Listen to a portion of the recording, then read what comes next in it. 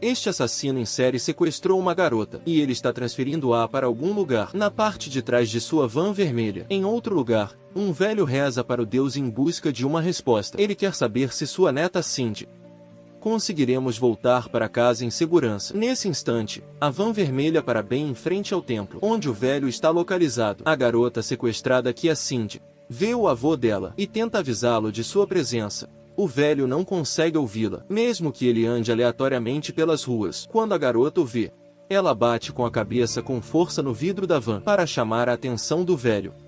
O homem instintivamente caminha em direção à van, mas ele não consegue ver lá dentro, porque as janelas da van dão a ele um reflexo de si mesmo. Ao mesmo tempo, Sidney está desesperada, porque o avô dela está bem na frente dos olhos dela, mas ela não consegue se comunicar com ele. Quando o velho se aproxima demais, o assassino foge em alta velocidade. A cidade de Taipei foi aterrorizada por um assassino em série, que parece ser imparável. A polícia está longe de capturá-lo. E o assassino impiedoso continua sua onda de assassinatos. Certo dia, todos os canais de TV receberam uma fita de vídeo dele. Alguns deles se perguntam se deveriam transmitir isso na televisão, mas todos os canais decidem reproduzir o vídeo como eles desesperadamente querem se destacar da concorrência. A agitação que se espalha pela cidade não pode ser silenciada. Enquanto as pessoas fofocam sobre essa fita, é revelado que o assassino em série enviou mais fitas para os meios de comunicação no passado. Antes de assassinar mais uma vítima, o assassino que todos chamam de Não provoca um promotor chamado que fez da sua missão deter esse lunático. Na manhã seguinte, uma menina leva seu cachorro para passear no parque. O dia dela não começa bem, já que seu cachorro a leva até uma caixa vermelha com uma mão dentro dela. A polícia é chamada imediatamente, e então o promotor a segue. Qua conversa com o detetive Yong, quem parece estar no comando, enquanto Qua aproveita o tempo para investigar a cena. Ele pede a Yong que pergunte às testemunhas sobre os detalhes, antes de fixar o olhar num cinegrafista chamado Jean, que lhe parece estranho. As coisas ficam cada vez mais complicadas para Qua, que decide investigar uma repórter chamada Lu, porque ela tem estado a segui-lo por todo o lado. Em seguida, Quaid se encontra com o legista para examinar a mão que encontraram. O fato que fica na memória do promotor. A questão é que a mão tem um polegar deslocado. Quaid pergunta ao legista se ele já teve outro corpo com uma luxação. O legista experiente relembra um caso com o dedo, de 3 anos atrás. Quaid vasculha seus arquivos e encontra o caso. Um homem chamado Tian havia matado uma garota que se recusou a dormir com ele, e então a enterrou enquanto buscava mais informações. Qua percebe que a garota que foi assassinada costumava morar com Lu, o repórter. No dia seguinte, Yong traz algumas algemas raras para Qua ver, e a equipe descobre que existe um tipo específico de algemas para dedos, que provavelmente foi usado contra a vítima. O promotor Qua continua sua pesquisa, e ele quer conversar com o TN. Um policial o leva para a sala de interrogatório. Qua tenta ser legal com ele. TN não consegue entender por que o promotor está puxando conversa fiada. Então a busca começa com a leitura da antiga declaração de TN sobre o assassinato que ele cometeu. De acordo com a declaração, a garota que TN matou trabalhava como acompanhante, mas os dois discordaram sobre o dinheiro. A garota ameaçou TN que ela o acusaria de abuso se ele não lhe pagasse. TN ficava furiosa, levou a garota para o seu apartamento e a manteve lá por uma semana antes de matá-la. Assim que terminarem a declaração, a citação lhe dá as algemas para examiná-lo. Então, ele pede ao assassino que prenda seus dedos nas algemas. Como Ko observa, ele percebe que TN não tem ideia de como usar as algemas. Primeiro, o assassino prende um dos dedos dele, e então luta para encurralar o outro. Por fim, o promotor mostra-lhe algumas fotos e o informa que muitas vítimas estão sendo encontrados com polegares deslocados. Ko acredita que algo não está certo e diz ao TN que ele pode ligar para ele se quiser conversar. Enquanto isso, Lu está tentando usar a máquina de venda automática, mas enquanto ela procura algo para beber, Jian, o cara da câmera, está tirando algumas fotos dela. Lu o vê e o jovem interrompe a filmagem. Enquanto ele age de forma nervosa e tenta se afastar, ele se depara com outro homem que trabalha no canal, Shen. Quando Shen está sozinho com Lu, ele aconselha a não levar Shen a sério, pois ele fica muito ansioso perto de mulheres. No entanto, há algo preocupante nele, pois ele gosta de tirar fotos de várias mulheres. Na manhã seguinte, Lu visita o Sr. Ma, o velho que perdeu a neta. Lu o convence a lhe conceder uma entrevista, porque ela pode tornar a situação pública, e isso pode ajudá-los a encontrar o Cine. O velho narra que foi ele quem criou o Cine, porque seus pais se divorciaram quando ela era criança. O Sr. Ma passa suas noites distribuir panfletos a estranhos, esperando que talvez um deles tenha visto a neta. Ele também conta a Lu que a mãe de Cindy está em coma, porque ela sofreu um acidente poucos dias após o desaparecimento de sua filha. Em outro lugar, Qua levou Yong para o local onde a vítima de TN foi encontrada. Qua faz alguns cálculos, mas os números não batem. Ele conclui que TN iria não tem o tempo suficiente para dirigir da cidade até este local e também cavar a sepultura para sua vítima. Pelo poder da dedução, Qua presume que TN tinha um cúmplice. Mas enquanto eles investigam, os dois homens encontram uma caixa vermelha com uma mão dentro, em uma casa próxima que indica que o assassino em série os estava esperando. De volta à delegacia, os policiais se perguntam se esta mão pertence a Cindy, mas quando o Sr. Ma chega à estação, ele lhes diz que aquela não é a mão dela. A neta dele tem uma marca de queimadura na mão. Qua segue o velho de volta ao templo, porque ele quer dar uma olhada nas coisas da Xinyi. Conforme ele descobre, a garota costumava frequentar um clube chamado Kim, onde o amigo de Lu costumava passar o tempo 3 anos atrás. Qua leva Xiaomei consigo e eles visitam o clube. Enquanto eles começam a fazer perguntas por aí, Quan percebe o cinegrafista se aproximando sorrateiramente. As coisas tomam um rumo inesperado. Quando Yong vê sua filha, Jutong trabalha como dançarina no clube. Yong tenta levá-la à força, mas isso cria caos dentro do clube. E Chutong tem a chance de fugir com sua amiga. Naquela noite, o Sr. Ma recebe um telefonema de ninguém, quem faz Cindy gritar para o velho ouvir. Então, ele esclarece que se Ma quiser ver sua neta, ele tem que fazer exatamente o que lhe mandam. Ninguém instrui o Sr. Ma a rastejar no chão e latir como um cachorro até a meia-noite. O velho não tem outra escolha. Então ele começa a rastejar no chão pelas ruas da cidade. 2 policiais tentam levantá-lo, mas o Sr. Ma implora para que o deixem em paz. Quando o velho voltar para casa, ele encontra uma caixa vermelha com uma chave. Enquanto ele o abre, ele encontra a roupa íntima de Cinei e uma fita de vídeo dentro dela. Infelizmente, o vídeo retrata o assassino, pedindo a Cinei para rezar ao seu Deus para salvá-la. Ele é tão perverso que ele quer mostrar este vídeo dela rezando para o avô. Sidney nega estar cooperando com ele novamente, porque ela sabe que ele nunca vai deixá-la ir. Ninguém fica zangado com a atitude dela, e ele decide matar a garota diante das câmeras. O Sr. Ma está devastado e rapidamente. Não consigo acreditar na brutalidade desse assassino em série. Enquanto o promotor está prestes a sair, o templo do velho, uma multidão de repórteres o aguarda do lado de fora. Qua é bombardeado com milhões de perguntas, mas ele não responde a nenhuma delas. O público enlouquece com esses casos peculiares de mulheres sendo assassinadas. Os meios de comunicação também pressionaram as autoridades. Então a polícia cria uma equipe, cujo único propósito será não encontrar. Naquela noite, uma equipe policial vai ao Kink Club para controlar a situação. Jovem fica feliz em ver que minha filha não trabalha mais como dançarina. Ele liga para ela para se reconciliar, mas a filha dele não está com vontade de falar com ele. Em vez disso, ela liga para sua melhor amiga. Infelizmente, a van vermelha do assassino passa bem na frente do amigo de Jutong. Então, o assassino insere para a van e sequestra a garota.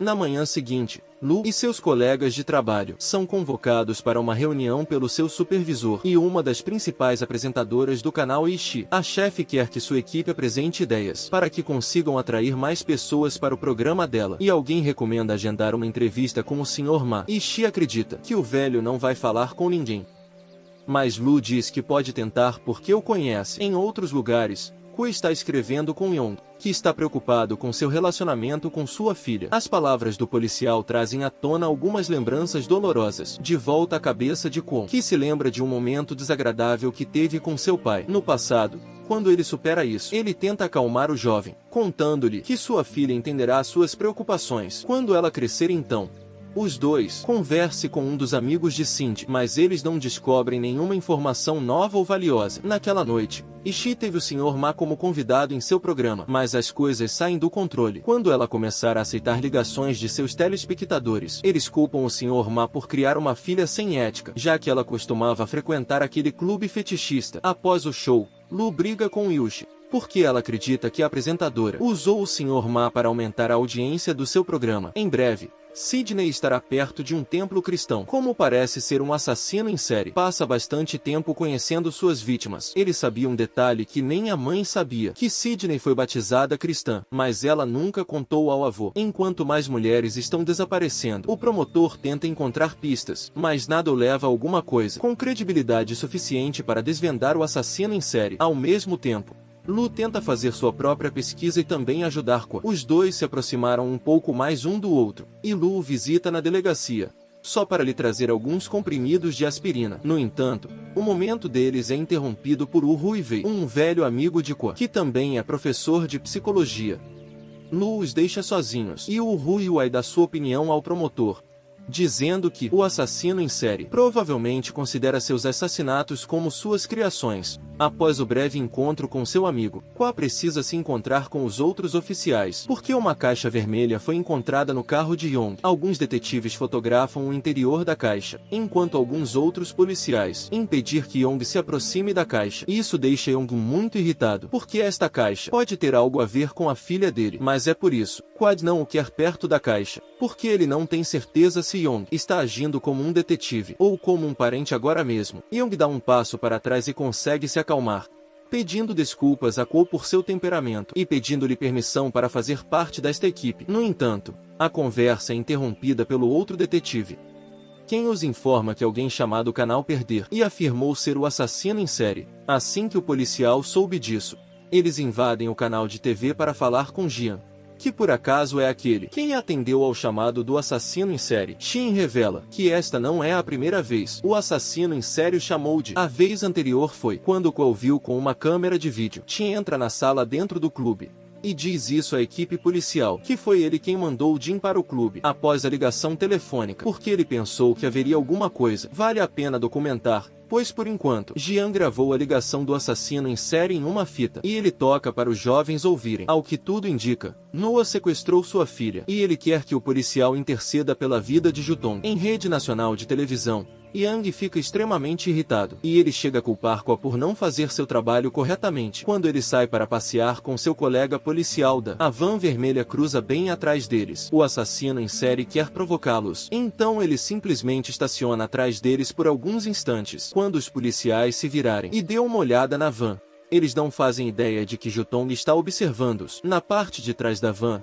a garota está amarrada, e o assassino em série foge com ela, bem debaixo do nariz do pai dela. Mais tarde na delegacia de polícia, todos tentam consolar os jovens, mas o homem está preocupado com a filha. Ele considera entrar ao vivo, pedir ao assassino em série que poupasse sua filha, embora todos o aconselhem a não fazer isso. Na verdade, o comandante da polícia lhe diz, tal medida criaria pânico, porque as pessoas acreditariam. Esse assassino pode fazer o que quiser. Então Young tem uma conversa particular com Qua, e pergunta-lhe o que ele faria se a vida de sua própria filha estivesse em risco. Qua não faz ideia de como responder a isso, mas a pergunta de Young desencadeia mais uma de suas memórias. Desta vez, Qua se lembra de ser jovem e entrar numa casa. Dentro da casa, ele encontra sua mãe morta junto com sua irmã mais nova. De volta ao presente, a polícia encontrou a van vermelha abandonada, e Yang se lembra de já ter visto essa van vermelha antes. A primeira vez que ele viu foi pelas câmeras, quando a van passou ao lado do carro dele para colocar a caixa vermelha em seu veículo. A segunda vez foi quando eles saíram do canal de TV, onde o assassino dirigiu logo atrás dele. Nem é preciso dizer que Young está fora de controle. O policial decide aparecer no programa de TV naquela noite, com Shen como apresentador. O oficial começa a contar para a filha sobre todos os erros ele faz, enquanto ela está amarrada e observa na TV. Ao mesmo tempo, o promotor dirige-se à emissora de TV e pede ao gerente para interromper a transmissão, já que ninguém o está ouvindo. Qua decide interromper a transmissão ao vivo, enquanto Young começa, implorando ao assassino em série que poupasse a vida de sua filha. Qua invade o estúdio e causa uma bagunça. O caos termina com Young dando um soco em Qua, porque ele acredita o promotor está colocando a vida da filha dele em risco. No dia seguinte, Qua enfrenta uma forte reação negativa, enquanto o comandante da polícia o repreendia pelo que ele havia feito. Não são apenas os civis que estão confusos com este caso, mas o parlamento também está furioso com eles. Qua proclama que nada disso faz diferença para o assassino, mas isso não é suficiente para acalmar o comandante. Naquela noite, Shen se encontra com Lu e a convence a voltar ao canal de televisão e trabalhar como repórter depois de ser demitido por Ishii. Quando ela chegar lá, o gerente explica que a equipe de Shen precisa de mais pessoas, então ele não teve problema nenhum com a vinda de Lu de volta e trabalhando sob a supervisão de Shen. Dessa vez, Yushi finge que não tem problema nenhum com isso, mas ela meio que odeia Lu em outros lugares, e onde está tendo dificuldades para lidar com o estresse. Então ele decide agir em Kor-Shin, acreditando que ele tem alguma ligação com o assassino em série. Jovem o agride e pergunta a ele sobre as meninas desaparecidas, mas Jian responde que não tem ideia. Eventualmente, a juventude é interrompida por Ruivei e ele permite que o cinegrafista vá. A mulher leva Jian de volta para sua casa e cuida de seus ferimentos. Na manhã seguinte, para trazer algumas pistas para a citação para examinar, dizendo-lhe que Jian esteve envolvido em um caso quando era menor de idade. De acordo com o relatório, ele havia espancado uma garota bastante feio. Logo em seguida, Vo Yuai visita Kok para uma conversa, reclamando de Yong. A conversa deles revela que Jian é o irmão dela. Kok conta a ela sobre o antigo caso de Jian, mas Vo Yuai afirma que as acusações não são verdadeiras. A polícia cometeu um erro, e eles nunca deram ao irmão dela a chance de explicar. Entretanto, Jutong consegue libertar as pernas, e ela tenta escapar com sua amiga. Enquanto ela tenta carregar sua amiga consigo, o assassino os alcança e os ataca. E ele ataca Jutong. O assassino é revelado como sendo o DJ da boate. Muitas das vítimas femininas costumavam visitar. Durante o próximo show de Ishii, ela fala sobre os casos de assassinato, antes que ela anuncie que eles vão receber ligações telefônicas de seus telespectadores para ouvir suas opiniões. No entanto, a primeira pessoa que liga para eles é o assassino em série. Noel inicia um diálogo com a apresentadora de TV, enquanto que Senstein se dirigia à delegacia de polícia para rastrear a chamada. A chamada dura alguns minutos, mas a polícia não consegue rastreá-lo antes que ele desligue. O assassino diz ao jovem para ir ao parque, onde ele havia esquecido sua filha quando ela era pequena. O jovem corre para o parque e encontra um cadáver. Este corpo, porém, pertence à melhor amiga de sua filha. Enquanto isso, Xian visita o DJ da boate John, revelando que são amigos próximos. Xian declara que a voz do assassino o faz lembrar de John. Então ele pergunta ao amigo se ele é o assassino em série. Xian responde que não. E Shawn sai de casa, após se desculpar por ter vindo sem ser convidada. Um flashback revela que os dois jovens são amigos desde a infância. O relacionamento deles começou numa época em que Jean estava sendo severamente intimidado por um grupo de meninos e meninas. John o ajudou, e ele também espancou uma das garotas. Os professores não entenderam a história direito e atribuíram o incidente a Jean. Jean nunca lhes contou a verdade, que foi John quem bateu na garota. Enquanto ele pilota sua motocicleta, Jian liga para um serviço social, dizendo que suspeita que seu amigo tenha matado algumas pessoas. A voz do outro lado da linha pergunta-lhe se ele chamou a polícia, mas Jian simplesmente desliga o telefone nesse meio tempo. Detetives da polícia percebem que todas as vítimas têm exatamente a mesma coisa, as mesmas marcas de batom em seus rostos, e todas as marcas são resultado exatamente do mesmo batom. Marca e cor. Uma pista leva à próxima, e Ko encontra uma casa abandonada, onde John costumava morar debaixo do colchão. O nome John está escrito com batom. Então Ko visita a mãe de Jae-yuan, a senhora Sol, que é completamente louco. Ela diz que sua filha mora na cidade, após obter seu diploma universitário. O problema é que sua filha morreu quando tinha 2 meses de idade. Depois que Ko encontra um batom que corresponde àquela nas vítimas, ele vagueia pela casa e também encontra um monte de caixas vermelhas, como as usadas pelo assassino em série. Após sair da casa de Sen para levar mais algumas pistas, agora eles descobrem que a senhora Sen deu ao filho o nome de sua falecida filha, John. Em outro lugar, John está tendo um colapso nervoso, porque ele pensa, ele está vendo o fantasma de sua irmã falecida. Na delegacia de polícia, Kai assiste a uma fita que roubou da casa de Sen, e percebe que a mulher forçou seu filho ser algo parecido com a filha dela, até mesmo aplicar batom no rosto dele. Quem emite um mandado para a polícia trazer Jean e John para interrogatório. Mas eles não conseguem encontrar o DJ. No entanto, a pressão central sobre Jean para que ele lhe conte se ele souber onde está seu amigo, e este último lhes dá a localização de Jae-yuan. Quando John é trazido, Ko já juntou as pistas. A mãe de Xiao Yuan não apenas o vestia como uma menina, mas ela também o fez agir como uma garota. Ela estava usando o filho dela como substituta de sua filha falecida. Qua presume que John odeia mulheres, e ele sente uma certa sensação de alívio quando os mata. John fica furioso e confronta Qua, mas naquele exato momento, o advogado dele entra na sala e leva John embora, antes que Quick consiga quebrá-lo. Naquela noite, Da toma uns drinks com seu amigo Yong, que o aconselha a ser mais sério no trabalho. Ele diz isso porque ele não tem certeza de quanto tempo estará por perto. Então Young compra uma arma ilegal e começa a seguir John em seu carro vermelho. O assassino em série atrai jovens para um prédio abandonado, emboscando-o e levando a melhor na luta. Apesar disso, Yang usa sua arma e assume o controle da situação. O jovem o espanca por um tempo, mas John revida após alguns golpes. O jovem coloca as mãos em volta do pescoço do assassino e o estrangula. John finge estar morto, mas então se levanta bruscamente e empurra Yong do prédio. Depois de voltar para casa e beber um pouco de álcool, John ataca a filha de Yong novamente. Enquanto isso, Yong é encontrado e levado para o hospital, onde os médicos anunciou que ele está em estado crítico. Na delegacia de polícia, Kai recebe a visita do advogado de Jia Yuan, que está acompanhado por Hong Lian, o presidente do parlamento do país. Isso significa que ele é um político muito poderoso. Pendurado, menciona que a polícia está se intrometendo muito em um clube, onde ele é um investidor. A torção. Será que isso é uma atuação? Motivado por um de seus rivais políticos. Após Ung, quem fica encarregado de investigar mais pistas, que não consegue entender por que um político tão poderoso está se envolvendo nisso. Nesse caso, o promotor receberá a resposta de Lu, que tem feito sua própria pesquisa. Ao que parece, Ung era casado, mas sua esposa morreu quando ele foi eleito. Então ele iniciou um relacionamento com a senhora, mãe de Sen Shai Yuan. Alguns meses depois, John nasceu. Isso significa que existe uma possibilidade. John é filho de Ung em breve. A polícia consegue encontrar outro cadáver, mas esta não é uma morte recente. Na verdade, o assassinato foi cometido há 2 anos. Kuo é capaz de vincular o corpo ao clube, e agora tem certeza de que John tem algo a ver com isso. O promotor ordena à polícia esquadrões para procurar em todos os lugares para John, a fim de prendê-lo.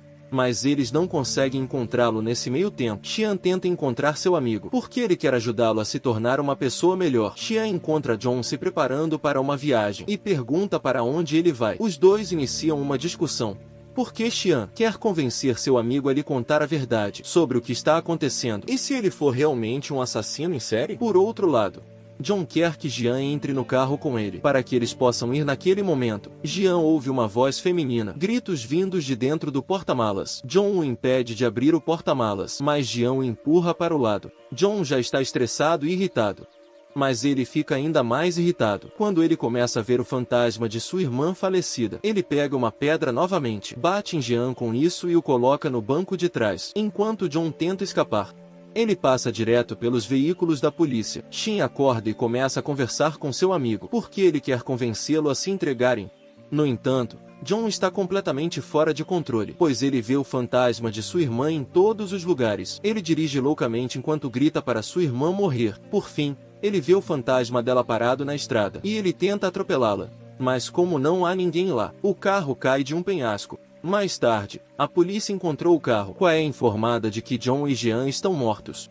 No entanto, havia o corpo de uma garota no porta-malas do carro, e ela está viva. A melhor notícia é que a garota é Jutong, filha de Yang. A menina precisa ser transferida para o hospital, e ainda há esperança de que ela consiga. Nos dias seguintes, as notícias relataram esse incidente, e também se perguntam se este caso está encerrado. A polícia encontra mais um cadáver, faltando a mão direita dela, mas não está claro se esse corpo está relacionado a John. O Ruivei chega ao necrotério para identificar o corpo do irmão dela, e ela começa a chorar quando o vê morto.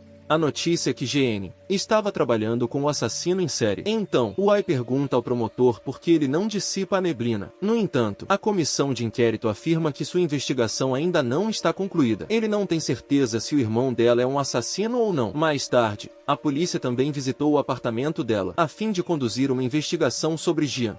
Antes de partir, Ken conta a Rui que eles devolverão os pertences de Jian assim que terminarem suas pesquisas. Na manhã seguinte, muitos parentes revoltados das meninas mortas se reuniram fora do local onde Rui está realizando o funeral de seu irmão. Os parentes invadiram o local e tentar destruir tudo que os faça lembrar de Jian. Wei tenta impedi-los, mas uma mulher, ela é acusada de ser cúmplice nos assassinatos e lhe dá um tapa. Shen e Lu entram na briga para ajudar Wei, e eles tentam expulsar a multidão enfurecida. Então eles participam do funeral com Wei. Mais tarde, Qua visita Jutong no hospital e pergunta ao médico se ele pode falar com ela. Quando ela acordar, o médico lhe explica que a menina está sofrendo de estresse pós-traumático, então talvez seja melhor para a citação para falar com ela depois de alguns dias. Poucos minutos depois, Qua é informado de que 2 altos oficiais de alta patente estão à sua espera, porque eles querem conversar. As autoridades disseram a Qua para encerrar o caso, ou então eles terão que tomar medidas mais agressivas, falando com seus superiores. Qua pede-lhes mais 2 semanas para investigar, e então ele encerrará o caso. As autoridades deram-lhe um prazo de 10 dias, antes de ir embora alguns dias depois. Shin sugere para Yushi ter um funcionário do governo em seu programa, bem como Rui, para que possam ter um diálogo aberto sobre o caso. Quando o programa começa a ser exibido, as coisas ficam lentas, mas Yushi logo aumenta a pressão ao encurralar Rui. Rui respondeu rispidamente que o irmão dela era a pessoa mais educada do planeta, portanto, não há nenhuma chance de tal pessoa ser um assassino. Shen decide se pronunciar e diz a Ishii para parar de atacar Rui. Por outro lado, ele começa a falar sobre possibilidades. Se Shen for inocente, então seria possível que o assassino em série trabalhou com um cúmplice diferente. Talvez esteja cuidando deles agora, enquanto ele se prepara para matar sua próxima vítima. Novas evidências ligam John a um clube adulto chamado Sodoma, que foi encerrado pelo governo, devido ao seu conteúdo adulto agressivo e shows ao vivo. Quando Ishii ouve isso, ela reproduz uma gravação de um documentário antigo que Shen havia produzido falando sobre o clube. Enquanto assistia ao vídeo, Ishii vê John aparecendo ao fundo. Ao mesmo tempo, o Sr. Ma vem visitar Qua, porque há algo que lhe parece estranho. O velho acredita que o assassino que o chamou e o assassino que ligou para o canal de TV é uma pessoa diferente. Ma afirma que quem ligou para ele parecia mais velho e ele estava mais convicto de suas palavras. De acordo com a opinião dele, quem ligou para o canal de TV não era assim.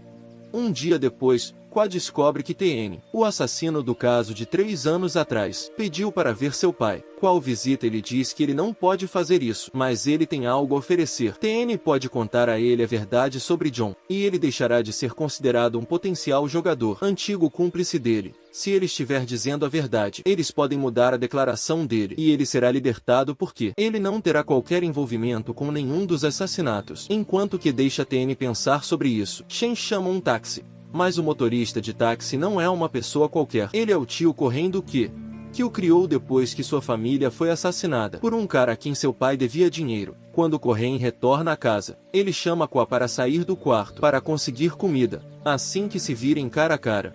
Corren lhe diz que tinha Shen como roteirista esta noite. Shen sabia de alguma forma que eles eram parentes, e ele estava fazendo muitas perguntas sobre Qua. Essas palavras deixam Qua desconfiado. Ele começa a pensar que Shen sempre esteve envolvido em todos os assassinatos, seja como repórter ou de forma indireta. Além disso, ele se encaixa no perfil de um narcisista, uma pessoa que sempre quer toda a atenção voltada para si. Um flashback nos leva de volta aos anos de infância de Shen. Quando se tornou pai, ele era sádico. O menino sempre quis causar problemas, enquanto ele enganava os outros, fazendo-os pensar que ele era apenas uma criança inocente. De volta ao presente, Ishii marca um encontro com um homem chamado Tan, que era o dono do Sodoma Club. Ishii lhe dá algum dinheiro em troca de algo. Mas quando ela abre a pasta que o homem lhe deu, ela só encontra uma carta sem nada escrito. Tang ataca Yushi e a joga na parte de trás de um carro, mas o plano dele dá errado. Quando ele é atacado por Shen pelas costas, a série retrocede alguns anos no tempo. E agora vemos o que aconteceu no passado de Shen. Ele começou como repórter. Quem faria qualquer coisa para capturar uma boa história? Com sua câmera, ele logo descobriu que gostava de causar dor às pessoas, e se juntou ao sadomasoquismo para assistir a cenas extremas, shows adultos depois de conhecer John. Ele o encontrou com sua primeira vítima e o ajudou a enterrar o corpo. Os dois eram psicopatas, então eles se deram bem imediatamente. Eles se tornaram amigos e frequentavam juntos o Clube Sodoma. Certa noite, Os dois atacaram os artistas que se apresentavam ao vivo, e eles também conheceram o Tennessee, que pareciam compartilhar os mesmos gostos que eles, mas as coisas saíram do controle. Logo em seguida, os três sequestraram e amarraram uma mulher, perderam um amigo, usando máscaras para que não pudessem ser reconhecidos. TM não estava participando do abuso, mas na verdade estava tirando fotos. Quando as coisas ficaram realmente perigosas, ele tentou impedir os outros dois, mas te matou a garota então. Ele sequestrou o pai de TN para convencê-lo a não falar com ninguém sobre o que aconteceu no presente. A polícia encontra o corpo de Tan, que aparentemente foi deixado morto por Shen em outro lugar, mas ela gradualmente desperta. Enquanto Shen está gravando um vídeo dela, os dois começam a conversar, e Shen zomba dela sobre um prêmio de jornalismo que ela ganhou. Segundo ele, ela não é uma boa jornalista, porque ela não contou aos seus fãs que tem um filho fora do casamento. Tim fica bravo enquanto eles conversam, porque se ela lhe disser que ele é insignificante, enquanto a câmera de vídeo continua gravando, Keisha a mata brutalmente em breve. Kai e sua equipe também encontraram o corpo dela. Eles sabem que os assassinatos estão longe de terminar. Ao sair, Kai conversa rapidamente com Lu. Quem se sente culpado pela morte de Yushi? Porque eles deveriam jantar juntos. Naquela noite mais tarde, os novos pontos de venda recebem uma nova gravação do assassino. Quem lhes diz que se os casos de assassinato fossem encerrados, as pessoas se sentiriam vazias. Ele garante ao público que ele vai encontrar um novo protagonista, criar um espetáculo para eles. No entanto, a escolha cabe ao público. Eles podem ficar em frente à TV e assistir ao programa, ou podem desligar a TV. Enquanto isso, TN cumpre sua pena na prisão. Ele segue sua rotina habitual, até que ele receba algumas fotos. Ao retratar seu pai, ele relembra as ameaças que Shen havia lançado contra ele no passado, se perguntando se seu pai ficará bem. Na manhã seguinte, Qua passa algum tempo com o gerente e o editor do canal de TV. Ele pediu que eles revisassem a gravação com o documentário de Shen sobre o Clube Sodoma. Qua pergunta ao editor por que Ishi pediu para ver a mesma fita alguns dias antes. Estou tentando descobrir se há alguma evidência aqui. O editor explica-lhe que ela queria obter mais informações sobre o clube e também sobre o seu proprietário. Qua também se pergunta se o gerente souber de algo fora do comum sobre Yushi, mas ele não. Ele conta com a que Yushi sempre ia trabalhar sozinho, e ela sempre ficava sozinha. Em todo caso, Qua leva a fita para pesquisas adicionais. Mais tarde, Qua quer conversar com Shen. Então ele pergunta aos seus sócios para levá-lo à delegacia de polícia. Isso, além do novo detetive que substituiu Yan. E o encontra Shen em uma apresentação de livro. Este não é um livro qualquer, é um livro que ele escreveu sobre casos de assassinato. A equipe policial pede a Shen que os acompanhe. O jornalista e escritor concorda em ir com eles, mas antes de ir embora, ele diz à multidão. Ele acredita que a polícia está fazendo um péssimo trabalho. Na delegacia de polícia, Qua começa a perguntar a Shen se ele conhece Tan, o dono do Clube Sodoma. Shen inicialmente diz que não conhece o homem, mas ele é forçado a dizer que o conhece. Quando o núcleo faz lembrar do documentário Ele Atirou no Clube, Shin se justifica ao dizer que ele era um jovem jornalista naquela época, e ele considerou o documentário uma forma de progredir na sua carreira. Enquanto os dois continuam conversando, que exclama que este livro foi lançado muito rapidamente. Mesmo que Shen escrevesse um novo capítulo cada vez que um assassinato acontecia, ele não se apressaria tanto em escrever o livro. Edite e publique também. Por outro lado, Tim afirma que este é um livro muito importante e a editora o ajudou a publicá-lo o mais rápido possível. Mas então, com maravilhas, como Tim sabia a ordem correta dos assassinatos? De acordo com as informações divulgadas pela polícia, uma das outras meninas foi a primeira a morrer, embora a polícia estivesse errada. Este é um detalhe que ninguém mais poderia saber. Shen responde que ouviu sua intuição e estava certo. Então ele começa a falar com paixão sobre os casos, mas Kwai o interrompe. Shen não gosta de ser interrompido, e Kwai percebe que o promotor pede a Shen que espere alguns minutos para que ele possa assinar sua declaração. Este último está irritado porque Kwai não lhe pergunta nada, sua opinião sobre o assassino em série. Logo Keisho retorna ao canal e Lu recebe notícias dele, que ele foi interrogado pela polícia. Lu se pergunta o que está acontecendo, e ela procede a se encontrar com Kwai imediatamente. Apesar disso, o promotor diz a ela que há um processo em andamento, investigação, e ele não pode revelar informações confidenciais para ela. Entretanto, o Rui Wei visita a Tailândia, porque ela é a terapeuta que está cuidando dele. Os guardas informaram a ela que TN não está em boas condições mentais, então ela quer saber como ele está. TN começa dizendo a ela que não é fotógrafo. Ele simplesmente mentiu para todos e eles acreditaram nele. Ele mentiu tanto que acabou acreditando na própria mentira. Mas há algo de especial na lente da câmera. Ele se sente seguro quando está atrás da lente. E é tipo, ele não participa de nada do que está acontecendo. Em frente à lente, Rui age com astúcia. E ela pergunta a ele se ele quiser falar sobre algo que aconteceu. Em frente à lente, Tian sente culpa pelo que aconteceu no passado, dizendo que a garota foi morta diante de seus olhos, e ele não fez nada a respeito. Então ela pede a Rui que diga ao pai que o ama. Antes de pegar uma caneta e cometer o impensável, Tian morre lentamente diante dos olhos de Rui Wei. Naquela noite, o assassino em série visita o hospital, mas a visita dele não tem nada a ver com o pai de Tian. Shen simplesmente vagueia pelo corredor e assobia uma melodia de que gosta. Essa melodia é escolhida por Jutong, e isso a faz lembrar da experiência negativa ela teve com o assassino. Essas lembranças desencadeiam emoções negativas nela, e ela está em pânico. Que chega ao hospital para falar com ela, mas ele chega tarde demais quando encontra os médicos administrar-lhe uma substância sedativa. Ao ser questionado, o médico explica que o tempo de recuperação varia de pessoa para pessoa. Um choque emocional pode ser desencadeado por qualquer coisa que relembra ao paciente sua experiência negativa. No dia seguinte, Shen grava um programa dedicado à memória de Yushi. Enquanto ele está ocupado com o show, Lu entra em seu escritório e encontra a carteira de cigarros de Yushi. Shen a flagra em flagrante, mas Lu não o recua, e pergunta-lhe sobre a caixa de cigarros. Shi mantém a calma, e responde que costumava admirar Yushi. Então ele comprou uma cigarreira parecida com a dela. Nada mais naquela noite. Assassino em série envia nova fita para diversos canais de TV, mas desta vez ele se dirige diretamente a Kwa. Ele proclama que todos têm maldade dentro de seus corações. A verdadeira questão é o que pode fazer com que esse mal surja. A fita termina com o assassino dizendo que fará Kwa expressar seu lado sombrio. Kwa está preocupado que o assassino machuque seu tio, mas em vez disso, o promotor é chamado porque um novo corpo foi encontrado. Infelizmente, este corpo pertence ao amigo e ex-namorada dele. O Aiko está furioso e decide encurralar Shen em um estacionamento, qual ataca e acerta alguns socos.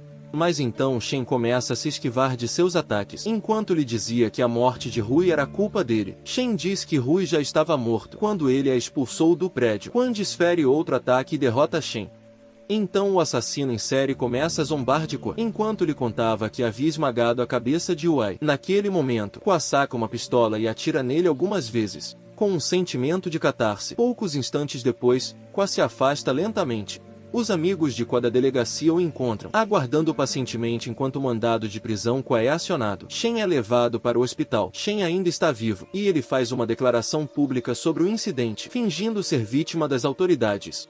Logo Queixo estará pronto para ir. Quando ele retornar ao canal de TV, no entanto, ele é recebido pelo presidente do canal, que não está de bom humor. Ele quer que Tim fique longe do canal, porque ele é suspeito nos casos de assassinato, e esse fato prejudica a credibilidade do canal. Queixo ataca o presidente, mas depois cai na gargalhada, dizendo que ele está apenas brincando. Além disso ele diz ao presidente que mais cidadãos sintonizarão o canal agora, porque eles vão querer ouvir a versão dele da história. Em breve, o assassino envia outra fita, que lembra a todos que ele está cometendo os assassinatos, porque a multidão está interessada. Se eles não se importassem, ele não teria público. Durante os próximos dias, o assassino em série conquista seguidores na polícia, prender vários criminosos que gostam de usar a máscara do não. No próximo programa de Shen, ele contradiz um ex-juiz sobre a sensação de perigo que os moradores da cidade estão vivenciando. Segundo ele, a culpa é das autoridades, porque eles não conseguem fazer o seu trabalho e prender o assassino em série. Por outro lado, o ex-juiz acredita que este programa estava promovendo o assassino, falando constantemente sobre ele. Conforme o programa avança, Shen perde a compostura e ele ataca verbalmente o ex-juiz, também fazendo alguns gestos inapropriados. Ao mesmo tempo,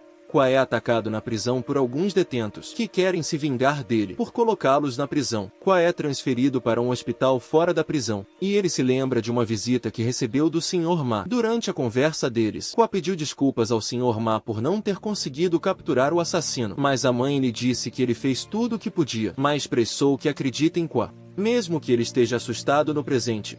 Kwa quer participar do programa de Shen, e este último aceita esta proposição, porque ele acha que isso será bom para o canal. O programa começa com uma citação, pedindo desculpas a todos por suas ações. Em seguida, o anfitrião e o convidado têm uma breve conversa, antes que o Queixo anuncie que eles vão aceitar algumas ligações telefônicas. O primeiro chamado da plateia é de um homem, que afirma ser o verdadeiro não, um fato que surpreende tanto Kwa quanto Shen. O suposto assassino diz que vai continuar seu trabalho, Ao mesmo tempo, ele culpa Shen por roubar suas ideias e publicá-las em um livro para obter lucro. Shen se torna agressivo com quem ligou, mas ele tenta conter Qua.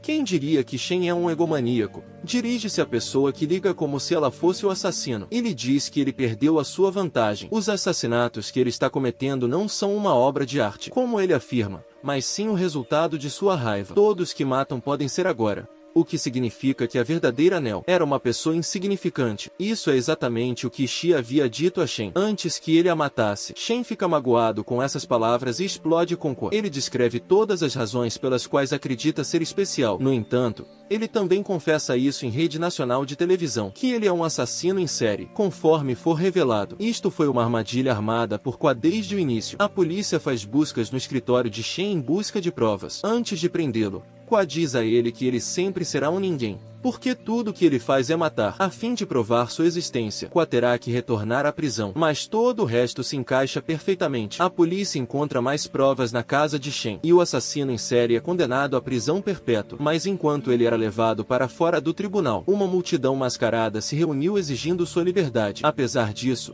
um homem mascarado se aproxima de Tim e o esfaqueia no estômago. Enquanto o queixo morre lentamente, ele anseia por ser o centro das atenções, dizendo às câmeras para permanecerem focadas nele. Alguns anos depois, o Sr. Ma encontrou a paz interior, enquanto o policial Yong passa mais tempo construtivo com sua filha. Qua é libertado da prisão, após cumprir uma pena curta, e ele se torna advogado. Lu se tornou uma das principais apresentadoras do canal de TV, e ela continua fazendo seu trabalho, pedindo a Qua uma declaração de vez em quando.